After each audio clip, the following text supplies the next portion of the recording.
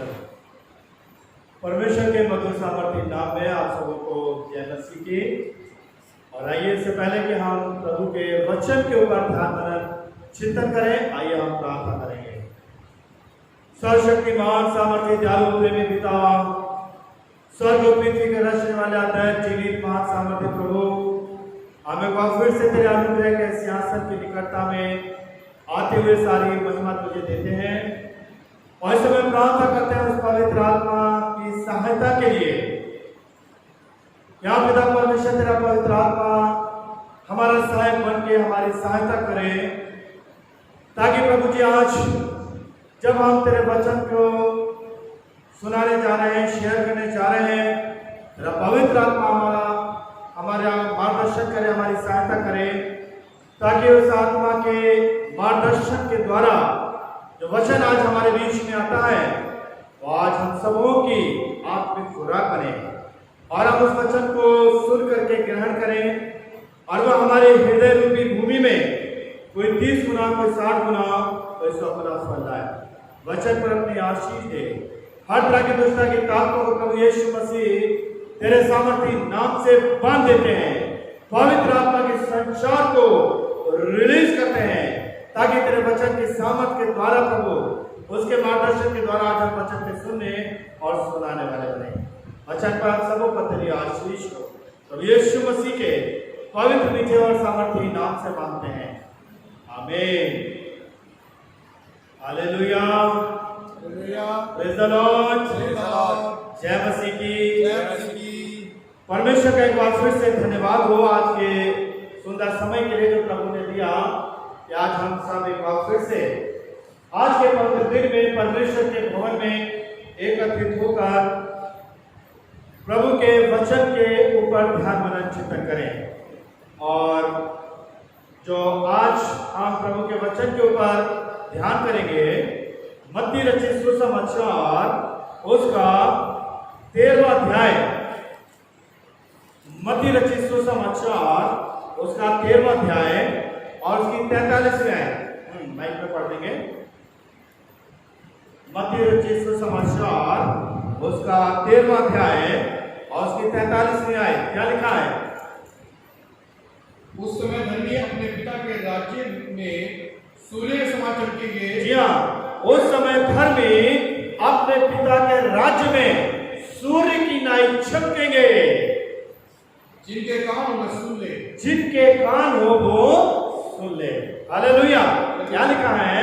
उस समय धर्मी अपने पिता के राज्य में सूर्य की नाई चमकेंगे।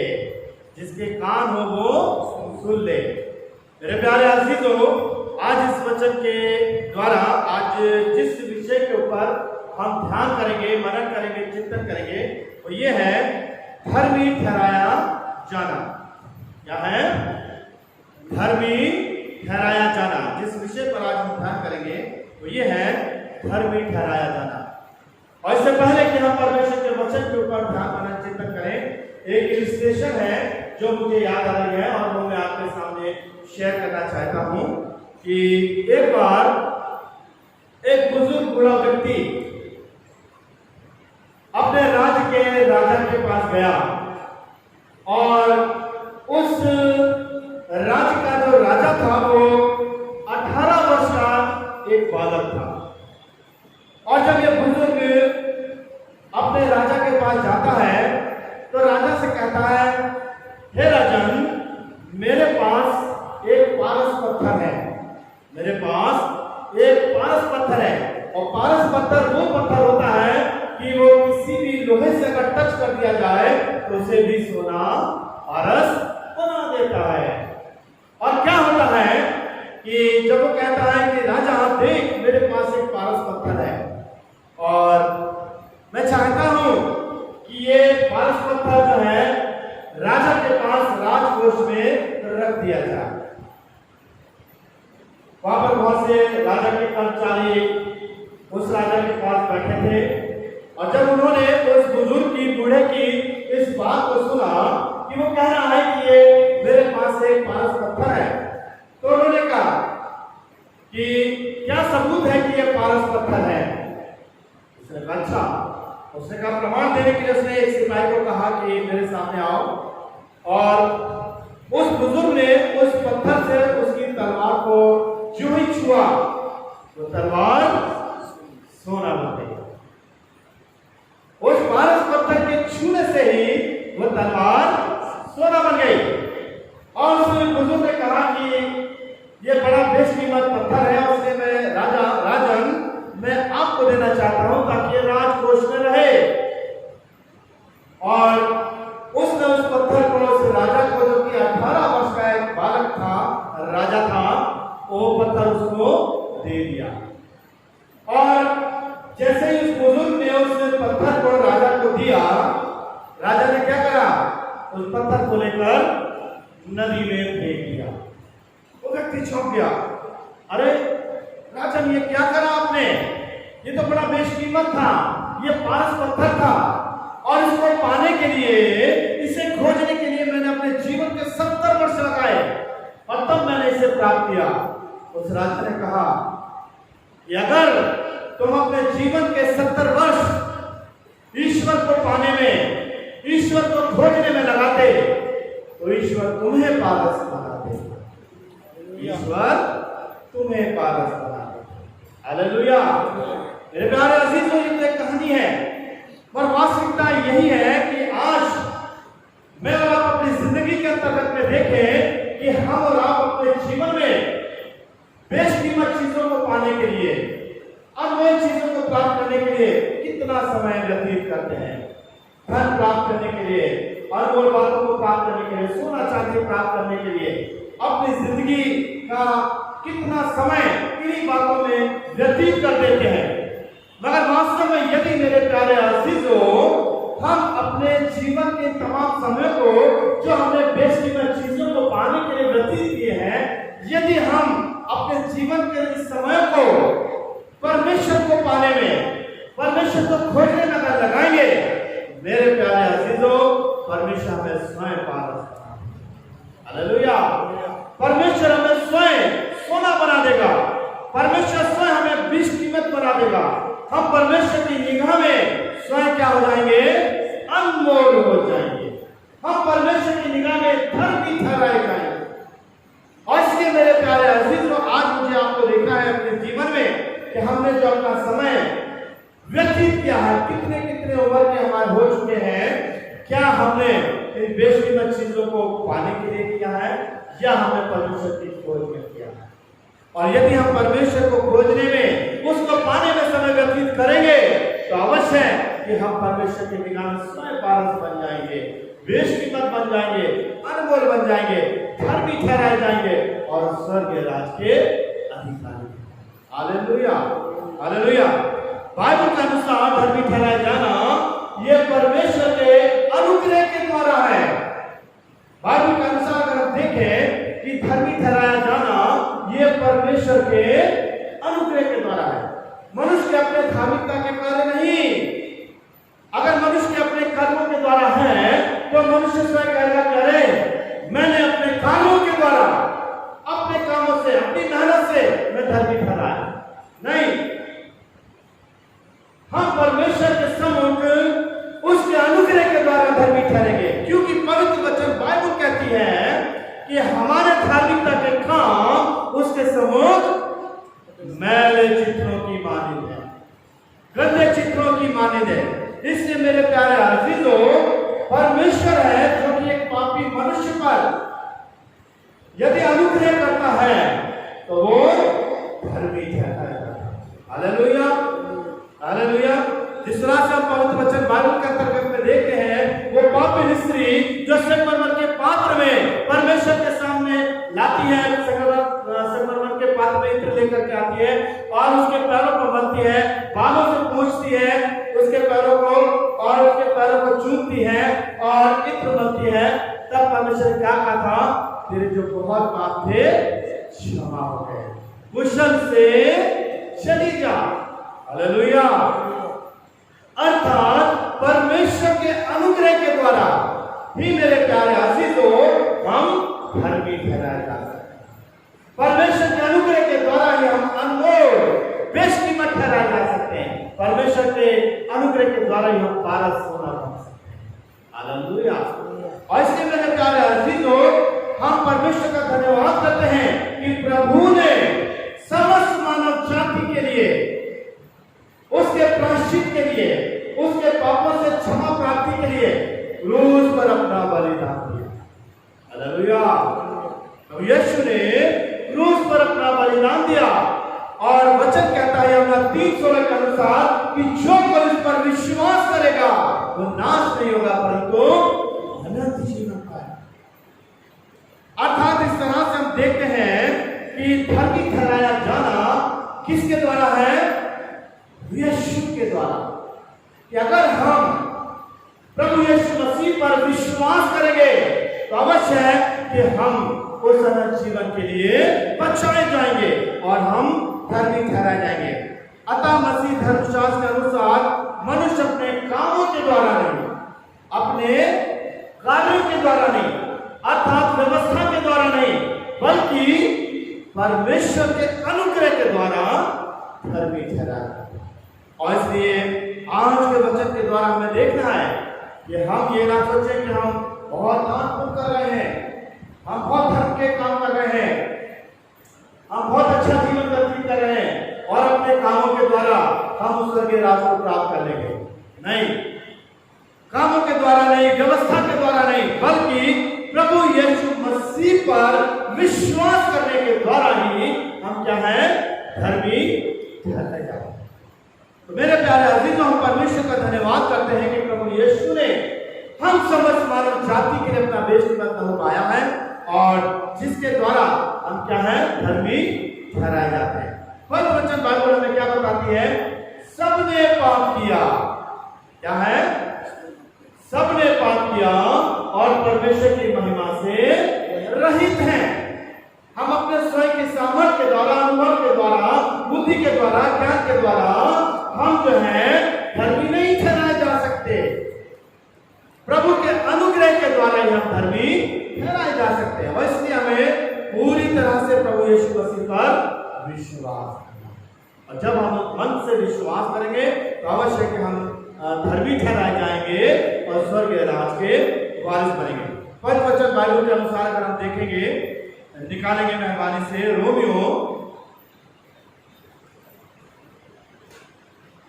रोमियो की पत्री, उसका 3वां अध्याय और उसकी 10वीं आयत पढ़े, देखिए क्या लिखा है वहां पर। रोमियो उसका 3वां अध्याय उसकी 10वीं आयत में पवित्र वचन बाइबल में क्या लिखा है? जैसा लिखा है, कोई धर्मी नहीं, एक भी नहीं। जैसा लिखा है, कोई धर्मी नहीं, एक भी नहीं। थोड़ा आगे और पढ़ देंगे। कोई समझदार नहीं, कोई भी समझदार नहीं, कोई परमेश्वर को खोजने वाला नहीं, कोई भी परमेश्वर का खोजने वाला नहीं। सब भटक गए हैं, सब भटक गए हैं, सब के सब निकम्मे बन गए हैं, सब के सब निकम्मे बन गए हैं। कोई भलाई करने वाला नहीं, कोई भला काम करने वाला नहीं, एक भी नहीं, एक भी नहीं। उनका गला खुली कब्र है, उनका गला खुली हुई कब्र है। उन्होंने अपनी जीवों से छल किया है। हाँ, उन्होंने अपनी जीवों से छल किया है। उनके होठों से सांपों का विष है, उनके होठों में सांपों का विष है। उनका मुंह श्राप और कड़वाहट से भरा उनका है। मुंह श्राप और कड़वाहट से भरा है। उनके पांव लहू बहाने की फुसलाते हैं, उनके पांव लहू बहाने को फुर्तीले हैं। उनके मार्गों में नाश और क्लेश है, उनके मार्गों में नाश और क्लेश है। उन्होंने कुशल का मार्ग नहीं जाना, उन्होंने कुशल का मार्ग नहीं जाना। उनकी आंखों के सामने परमेश्वर का भय नहीं, उनकी आंखों के सामने परमेश्वर का भय नहीं। और इस तरह से मेरे प्यारे अजीजों, हम देखते हैं कि मनुष्य जाति किस तरह से गुनाह में, पाप में, घिनौने कार्यों में फंसी हुई है। एक भी समझदार नहीं, सब के सब भटक गए और तरह तरह के पाप, गुनाह उनकी जिंदगी में पाए जाते हैं। और अगर हम उत्पत्ति उसका 6वां अध्याय, उत्पत्ति उसका 6वां अध्याय अगर हम देखेंगे तो वहां पर हम परमेश्वर के वचन में देखें, उत्पत्ति 6 और उसकी 5 में क्या लिखा है? यहोवा ने देखा यहोवा ने देखा कि मनुष्य की बुराई पृथ्वी पर बढ़ गई है पृथ्वी पर बढ़ गई है और उनके मन के विचारों में जो कुछ उत्पन्न होता है निरंतर बुरा ही होता है। और यहोवा पृथ्वी पर मनुष्य को बनाने से बसाया। देखिए यहाँ पर क्या लिखा हुआ परमेश्वर के वचन में कि जब परमेश्वर ने मनुष्य जाति की और पृथ्वी पर निगाह करी तो वो क्या देखता है और क्या पाता है कि मनुष्य के मन में जो कुछ भी इस पृथ्वी पर है बुरा ही है। उनके मन में जो भी विचार होता है कैसे है, बुरा ही उत्पन्न होता है। लिखा हुआ वचन में और उनके मन के विचारों में जो कुछ उत्पन्न होता है निरंतर बुरा ही होता है। यानी कि पृथ्वी पर मनुष्य जाति किस तरह से बिगड़ गई है। वो जो कुछ भी सोचते हैं, जो कुछ भी विचार करते हैं, जो भी उनके ख्याल है, जो कुछ भी उनका सोच है वो कैसा है, बुरा है, परमेश्वर की इच्छा के अनुसार नहीं है। और फिर वहां पर हम देखते हैं जब परमेश्वर पृथ्वी पर निगाह करता है कौन धर्मी है, क्या कोई धर्मी है, तो वो क्या पता है कि एक ही व्यक्ति धर्मी था। वो कौन था, नूह।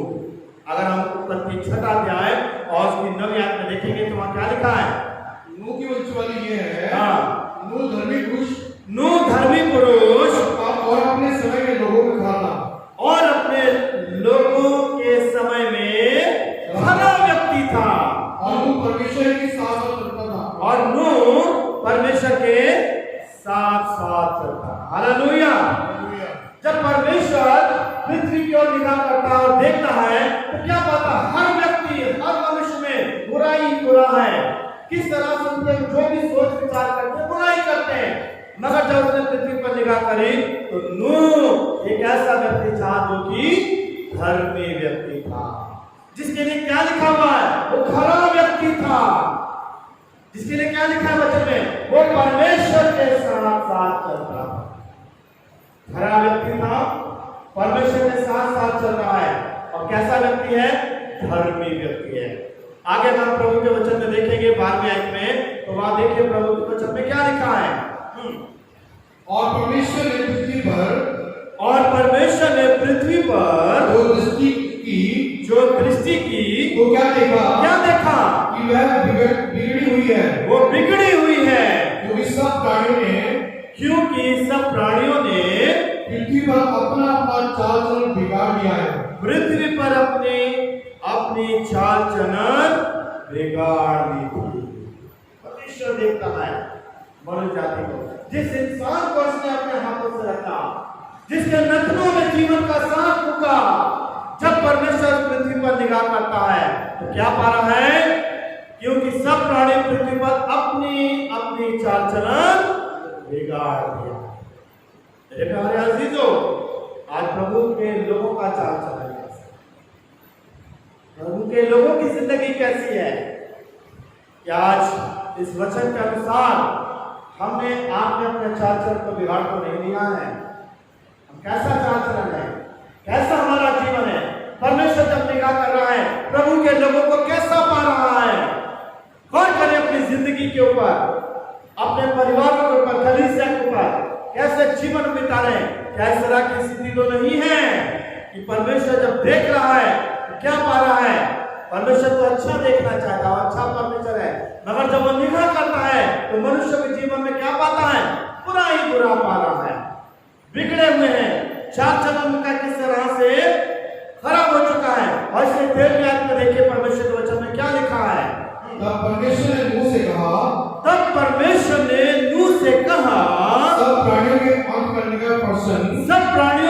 करने का प्रश्न मेरे सामने आ गया है।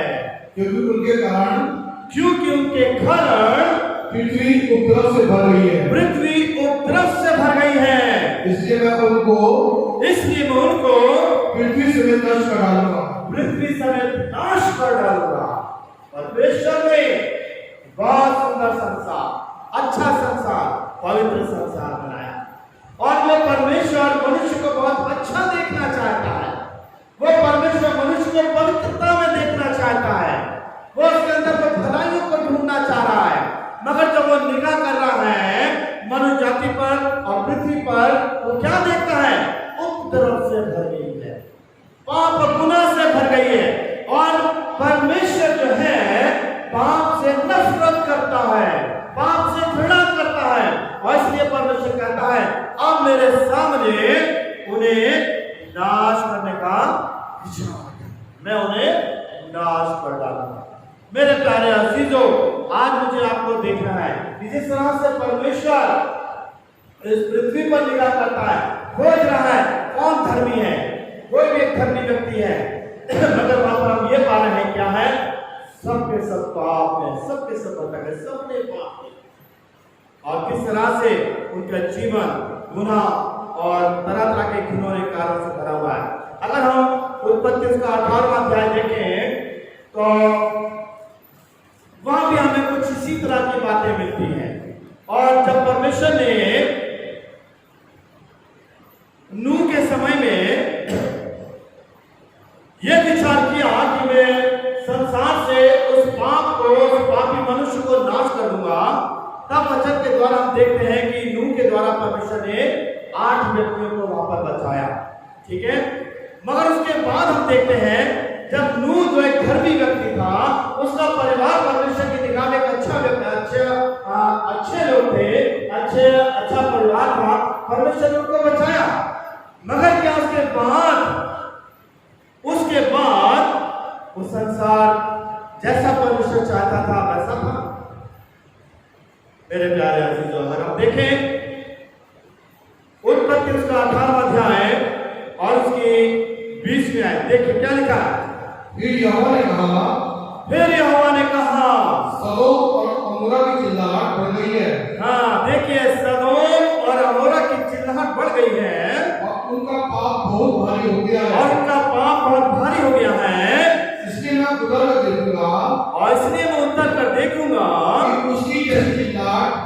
कि उसकी जैसी चिल्लाहट मेरे कान तक पहुंची है, मेरे कानों तक पहुंची है।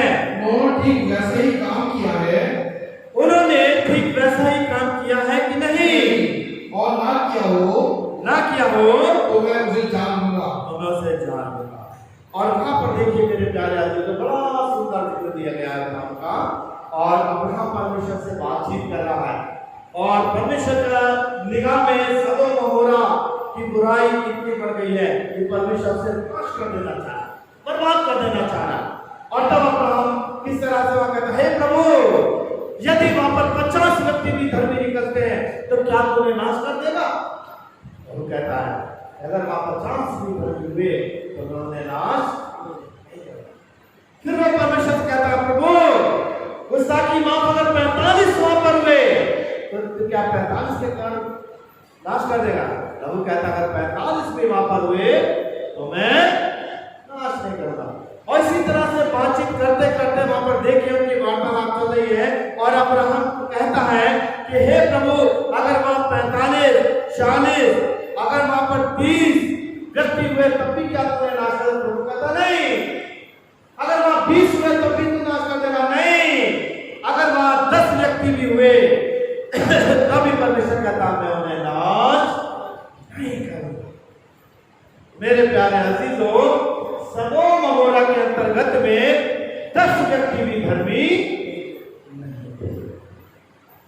आज बड़े गंभीर विषय है मुझे आपको सोचने के लिए, तो मैं और आप अपने जीवन के अंतर्गत में देखें कि आज हमारी आपकी स्थिति क्या है, और जिस तरह से परमेश्वर पाप से घृणा करता है, पाप से नफरत करता है। अगर मेरा आपका जीवन भी घिनौने पापों से भरा हुआ है, तरह तरह के गुनाहों से लिप्त है, घिनौने गंदे काम है, क्या मैं और आप धर्मी ठहर सकते हैं? इस तरह से सदोम और अमोरा को आग और गंधक की झील से, आग और गंधक से नाश कर दिया गया। मैं और आप भी आग और गंधक की झील में डाल दिए जाए। ध्यान देने वाली बात, अगर हम रोमियो का 4था अध्याय और उसकी 6ठी आयत पर अगर हम गौर करें तो देखिए वहां क्या लिखा है। रोमियो उसका 4था अध्याय और उसकी 6ठी आयत पढ़िएगा, क्या लिखा है। रोमियो 4 और उसकी 6ठी आयत।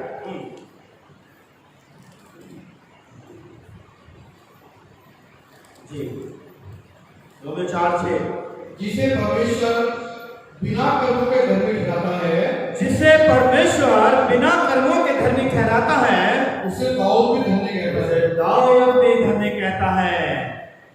धन्य है वे जिनके अधर्म क्षमा हुए, कि धन्य है वे जिनके अधर्म क्षमा हुए और जिनके पाप ढांपे गए। जिनके पाप ढांपे गए। धन्य है मनुष्य, धन्य है वो मनुष्य जिसे परमेश्वर पापी न ठहराए। जिसे परमेश्वर पापी न ठहराए। मेरे प्यारे अजीजों, क्या मैं और आप इस वचन के अनुसार हैं? क्या मैं और आप आज एक धन्य व्यक्ति हैं कि जिसके लिए लिखा है कि धन्य है वे जिनका धर्म क्षमा हुआ? क्या मेरे आपके अधर्म क्षमा हुए और जिनके पाप ढांपे गए, मेरे आपके पाप ढांपे गए? धन्य है वो मनुष्य जिससे परमेश्वर पापी न ठहराए। क्या मैं और आप आज उस स्थान पर हैं? अगर आप तो जब परमेश्वर देखता है तो कहता है वाह क्या सुंदर जीवन है, क्या धर्मी लोग। अगर हम भजन संहिता का 32वां अध्याय, भजन संहिता उसका 32वां अध्याय अगर हम देखेंगे तो देखिए वहां पर प्रभु के वचन में क्या लिखा है। भजन संहिता 32वां अध्याय, जी हाँ पढ़े, क्या लिखा है? क्या ही धन्य है वह जिसका अपराध क्षमा किया गया, क्या ही धन्य है वो जिसका अपराध क्षमा किया गया और जिसका पाप ढांपा गया, और जिसका पाप ढांपा गया। क्या ही धन्य है मनुष्य, क्या ही धन्य है वो मनुष्य जिसके अधर्म का यहोवा लेखा न ले, जिसके अधर्म का यहोवा लेखा ना ले, और जिसकी आत्मा में कपट ना हो, और जिसकी आत्मा में कपट ना हो। हालेलुया। देखिए यहाँ पर कुछ बातें दी गई हैं। पहली बात है क्या ही धन्य है वो जिसका अपराध क्षमा किया गया। अपराध क्या है? कि अगर कोई नियम को तोड़ता है तो अपराधी कहलाता है। ठीक है, कि अगर क्या कहते हैं रोड पर हम जा रहे हैं, क्रॉसिंग है, रेड लाइट अगर लगी और अगर हम रेड लाइट को पार कर जाते हैं तो हम अपराधी ठहरते हैं। हमने एक नियम को तोड़ा। हमारे पास क्या है? 2 नियम है। ठीक है, कितने नियम है? कौन कौन से? तो अपने परमेश्वर को अपने सारे नियम, पुराना नियम, नया नियम। कितने नियम है? पुराना नियम, नया नियम। पुराने नियम की क्या बातें हैं? क्या क्या नियम दिए हुए हैं? नए नियम में क्या क्या बातें दी हैं?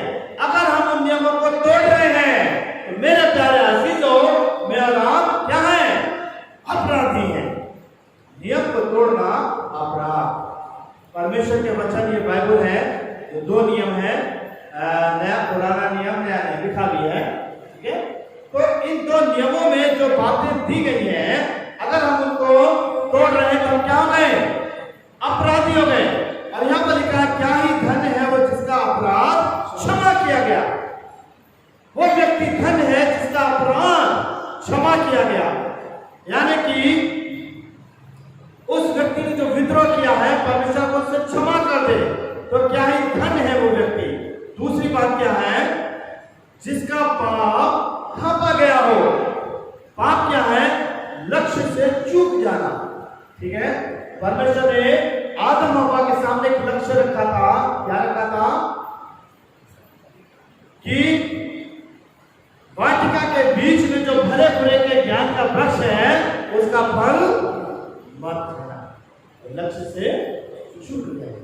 पाप का जन्म, पाप की मजदूरी मृत्यु। तो पाप जो है क्या? लक्ष्य से चूक जाना। जो हमारा एक लक्ष्य है कि हमें किस तरह से पवित्रता में जीवन बिताना है, और जो ये हम उस परमेश्वर की आज्ञा को तोड़ते हैं, हम लक्ष्य से चूक जाते हैं और पाप का जन्म होता है। मगर यहाँ प्रभु क्या कहता है? क्या ही धन्य है वो व्यक्ति जिसका पाप ढांपा गया हो। जिस तरह से परमेश्वर ने आदम हव्वा ने जब पाप किया था तो नग्नता गई, वो महिमा के वस्त्र जब उनके उठा लिए गए तो परमेश्वर उसे ढांपने के लिए क्या करा? मेमने का बलिदान किया और चमड़े के अंदर के पहना कर उनके पापों को ढांप दिया। हालेलुया। तो क्या ही धन्य है वो व्यक्ति जिसके पाप ढांपा गया हो। आगे क्या लिखा दूसरी आयत में? क्या ही धन्य है मनुष्य, क्या ही धन्य है वो मनुष्य जिसके लेखा डाले। अधर्म यानी भ्रष्टता। धार्मिक कार्यों के प्रति जब हम कुछ गलत करते हैं तो हमारा धर्म जो होता है क्या होता है, भ्रष्ट हो जाता है। तो यहाँ पर जो कह रहा है, क्या ही धन है वो मनुष्य जिसके अधर्म का यहोवा लेखा डाले, यानी कि जिसके धर्म में वो भ्रष्टता है, जो परमेश्वर ने क्या कर दिया उसका लेखा डाला। तो आज मेरे प्यारे अजीजों, मुझे आप अपने जीवन के अंतर्गत में देखना है कि वास्तव में क्या मैं और आप इस तरह के व्यक्ति हैं जिनके पाप ढांपते गए हो, प्रार्थना किया गया हो और जिसके अधर्म का लेखा ये होना चाहिए। आज परमेश्वर जो है मेरे आपके जीवन में वो पवित्रता, वो धार्मिकता देखना चाहता है ताकि हम धर्मी ठहराए जाएं और स्वर्गीय राज के अधिकारी बन जाएं। परमेश्वर हमारे जीवन में हमें बहुत ही अनमोल बनाना चाहता, बेशकीमत बनाना चाहता, उस हीरे की माने, उस पारस पत्थर की माने कि जिसको भी छुए वो पर सोना रहता है। हालेलुया। हमारा आपका जीवन स्वयं पारस की माने हो कि जो हमारे नजदीक आता है, एक संगति बात आई, मसीह स्वभाव, मसीह आत्मा के फलों से भर जाए, वो स्वयं पारस बन जाए, यानी कि वो स्वयं परमेश्वर के लिए बेशकीमत आनंद होगा। आइए हम प्रभु के वचन में आगे चलेंगे जल्दी से। रोमियो का 5वां अध्याय है, रोमियो उसका 5वां अध्याय उसकी पहली आयत देखिए क्या लिखा है। अतः जब हम विश्वास से धर्मी ठहरेंगे, तो जब हम विश्वास से धर्मी ठहरे तो अपने प्रभु यीशु के द्वारा हाँ परमेश्वर के साथ मेल रखें, हाँ जिसके द्वारा विश्वास के कारण उस अनुग्रह तक जिसमें हम बने हैं हमारी पहुंच भी हुई। हाँ, तो जब हम विश्वास से धर्मी ठहरे हैं तो अपने प्रभु यीशु मसीह के द्वारा परमेश्वर के साथ मेल करें। हालेलुया। ये हम देखते हैं कि जब परमेश्वर ने मनुष्य को बनाया था और जब वो पाप में पड़ गया तो परमेश्वर की मनुष्य से संगति दूर हो गई। और जब वचन कहता है तो जब हम विश्वास से धर्मी ठहरे तो प्रभु यीशु मसीह के द्वारा परमेश्वर के साथ क्या कर ले, मेल कर ले, परमेश्वर के साथ हम जुड़ जाएं, परमेश्वर के साथ साथ हम चलने वाले बने, हनोक की तरह जो परमेश्वर के साथ रहा और 365 साल तक परमेश्वर में चलता रहा। परमेश्वर को उसका जीवन इतना पसंद आया कि उसको परमेश्वर ने जीवित स्वर्ग में उठा दिया। हालेलुया। वो मृत्यु के स्वाद को ना चखे। सो परमेश्वर का धन्यवाद हो। परमेश्वर इसी तरह से चाहता है कि हम और आप भी उसी तरह से परमेश्वर में चलने बढ़ने वाले बने। 8वें आयत में देखेंगे तो वहां क्या लिखा है, परंतु परमेश्वर हम पर अपने प्रेम की भलाई इस रीति से प्रकट करता है। परंतु परमेश्वर हम पर अपने प्रेम की भलाई इस रीति से प्रकट करता है कि जब हम पापी ही थे तभी मसीह हमारे लिए मरा। अतः जबकि हम अब उसके लहू के कारण धर्मी ठहरे, तो जबकि हम अब उसके लहू के कारण धर्मी ठहरे तो उसके द्वारा परमेश्वर के क्रोध से क्यों ना बचेंगे। तो उसके द्वारा उसके क्रोध से क्यों ना बचेंगे। आगे बढ़ेंगे। क्योंकि बैरी होने की दिशा में तो उसके पुत्र की मृत्यु के द्वारा हमारा मेल परमेश्वर के साथ हुआ। प्रभु ने अपना लहू पाया, हमारे लिए उद्धार का कार्य किया और हमारा मेल परमेश्वर के साथ हो गया। तो फिर मेल हो जाने पर उसके जीवन के कारण हम उद्धार क्यों ना पाएंगे। हालेलुया। हालेलुया। धन्यवाद करें परमेश्वर का, धन्यवाद करते हैं प्रभु का।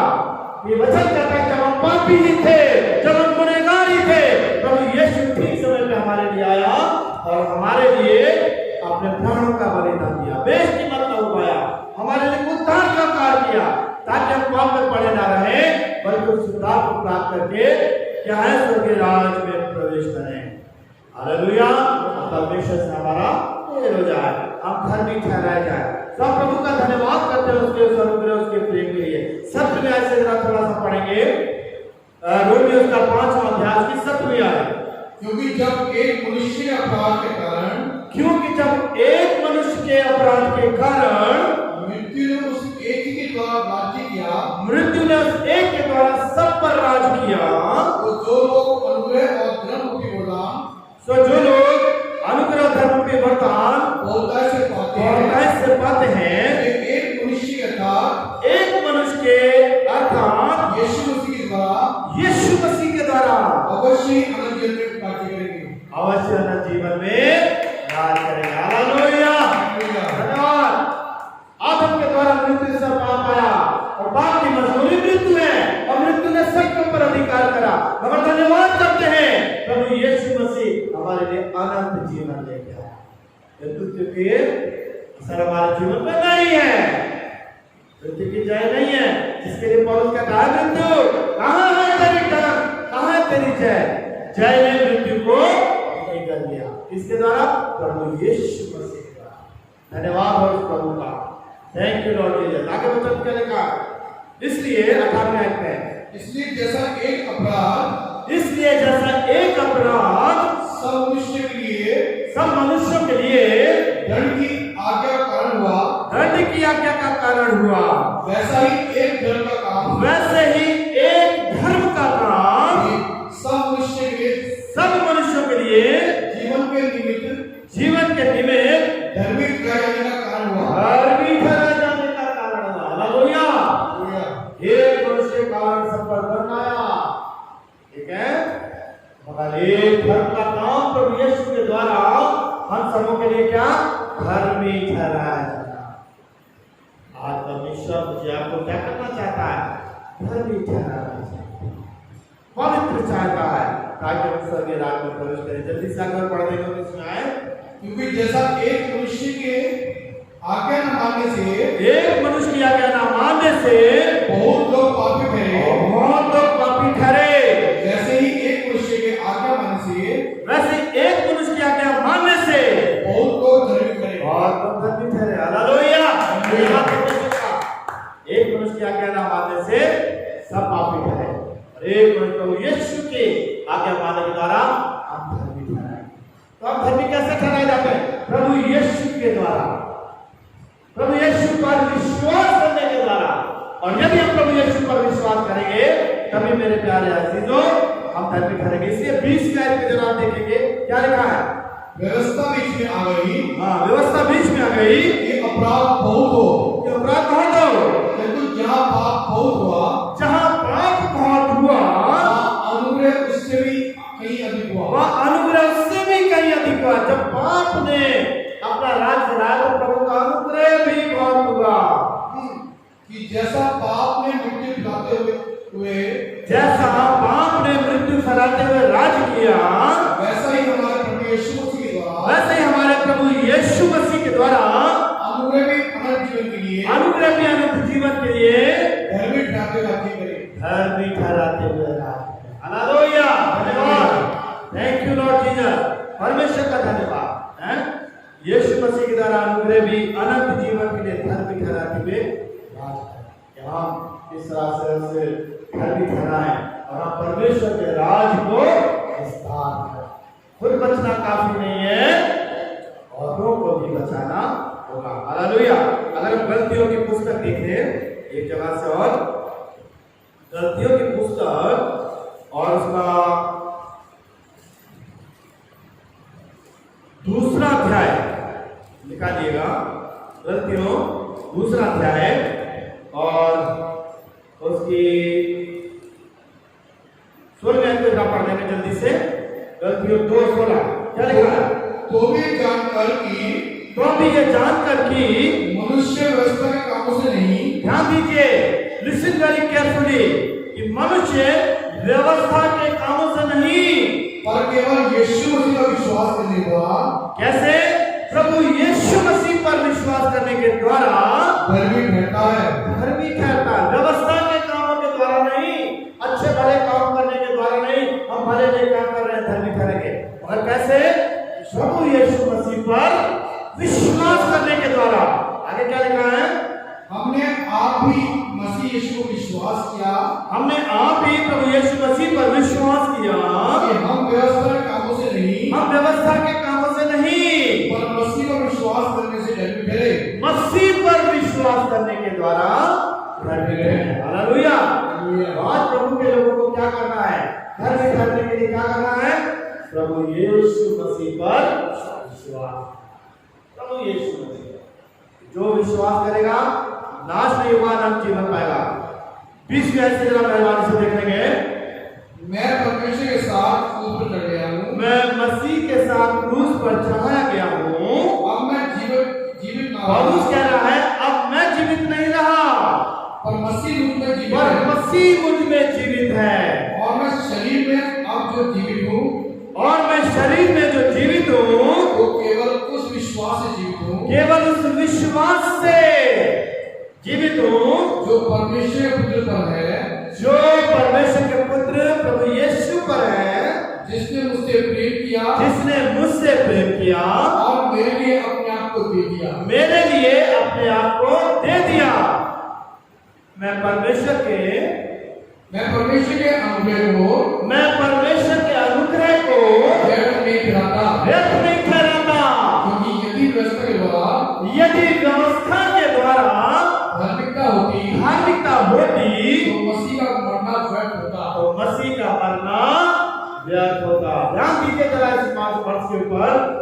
मैं परमेश्वर के अनुग्रह को व्यर्थ नहीं ठहराता, क्योंकि ध्यान दीजिए, क्योंकि यदि व्यवस्था के द्वारा धार्मिकता होती, नियम कानूनों के द्वारा, है ना, या हम कहते हैं अरे ऐसा करने से धर्मी ठहरेंगे, इस तरह का बपतिस्मा नहीं, ये वाला बपतिस्मा ले लो तब उद्धार मिलेगा।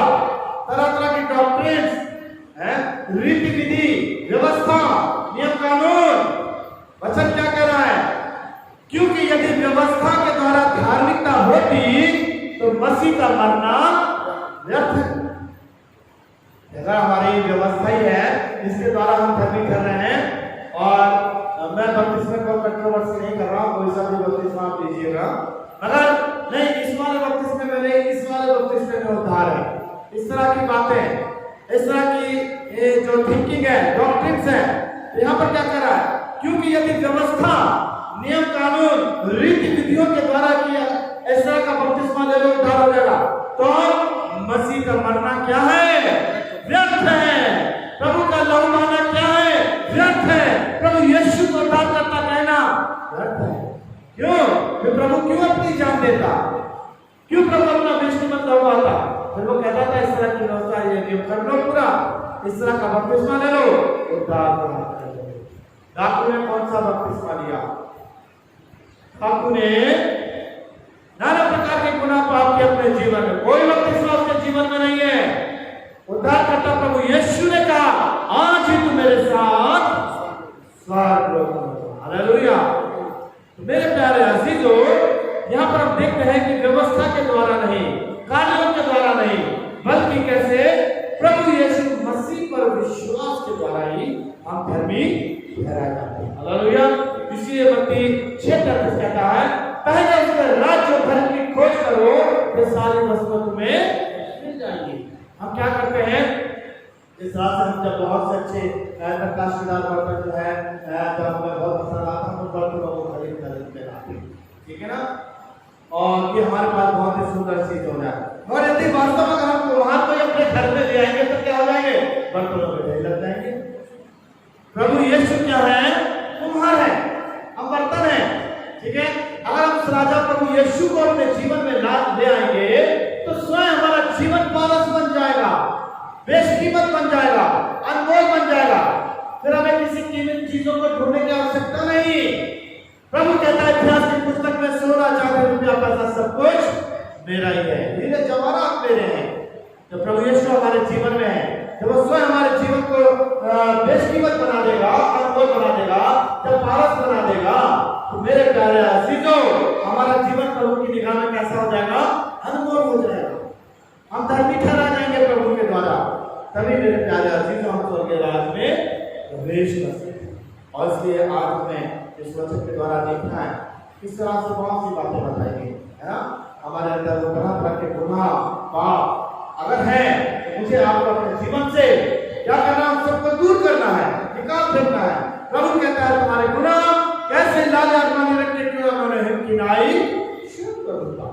है, और इसलिए प्रभु को किस तरह से मन से विश्वास करना है और अपने होठों से इंकार करना है, तब हम उस उद्धार को प्राप्त करेंगे, अपने पापों का इंकार। इसीलिए वचन कहता है कि जो कोई अपने पाप छिपाता है उसके कार्य सफल नहीं होते, जो उन्हें मान लेता है उसी पर दया की जाए। यदि आज हम अपने पापों को स्वीकार करेंगे, मान ले प्रभु के गुनहगार में पापी व्यक्ति हूं, हम पर प्रभु का अनुग्रह होगा, हम पर दया होगी और हम धर्मी ठहराए जाएंगे, और धर्मी ठहराए जाने के बाद हम उस स्वर्गीय राज में पहुंच सकते हैं। और ये हमारे कार्यों के द्वारा नहीं, व्यवस्था के द्वारा नहीं, बल्कि कैसे? प्रभु यीशु पर विश्वास। आज हमें आपको इस वचन के द्वारा जानना है, सीखना है कि धर्मी कैसे ठहरा जाएंगे। प्रभु पर विश्वास, प्रभु का भरोसा, अपना जीवन उसे समर्पित कर देना, तभी मेरे प्यारे अतिथों हम धर्मी ठहराए जा करके उस स्वर्गीय राज में प्रवेश करें। आइए हम दुआ करें। पवित्र महान जीवित सामर्थ्य प्रभु परमेश्वर, स्वर्ग और पृथ्वी के रचने वाले जीवित महान सामर्थ्य प्रभु, धन्यवाद देना चाहते हैं इस वचन के लिए जो तेरे अनुग्रह दया के द्वारा मैं प्राप्त हुआ। आप पिता परमेश्वर, आज हम नहीं पाते मनुष्य के जीवन में कौन सी बुराइयां हैं, पाप है, गुनाह है, किन्होंने अपराध हैं, और जिन बातों से परमेश्वर नफरत करता है, घृणा करता है, वो मनुष्य के अंतर्गत में है। नूह के समय में जब उसने पृथ्वी पर निगाह करी तो यही पाया कि मनुष्य के मन में जो कुछ भी विचार होता है बुरा ही होता है, और पूरी पृथ्वी उपद्रव से भरी, और इसलिए उसके मन में विचार आया कि मैंने नाश करना। यदि आज मैं और आप भी गुनाह पाप से भरे हुए हैं और भी नाश कर दिए जाएंगे, उस आग और बंधक की झील में डाल दिए जाएंगे। और यदि आज की सुंदर समय में, पवित्र दिन में हम अपने जीवन को परमेश्वर के सामने रखते हैं, परमेश्वर से स्वीकार करें, मैंने पाप किया, मैंने गुनाह किया। मेरे प्यारे अजीजों, आज प्रभु हमारा जो कि अनुग्रहकारी, विलंब से क्रोध करने वाला प्रभु है, हमारे पापों को क्षमा करने के लिए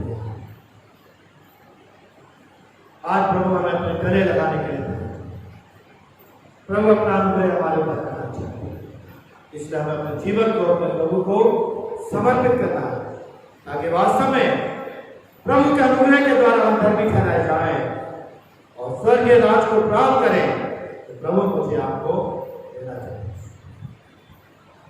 प्रभु हम सबों पर और वचन के सुनने वाले पर तेरी आशीष यीशु मसीह के पवित्र और सामर्थी नाम से मांगते हैं। आमीन।